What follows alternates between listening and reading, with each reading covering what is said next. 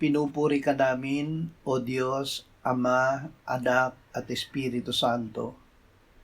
Salamat, Ama, na ibinigay mo sa amin si Jesus na iyong anak, na namatay para sa aming kasalanan, iyong muling binuhay, iniakyat at iniluklok sa iyong kanan sa langit.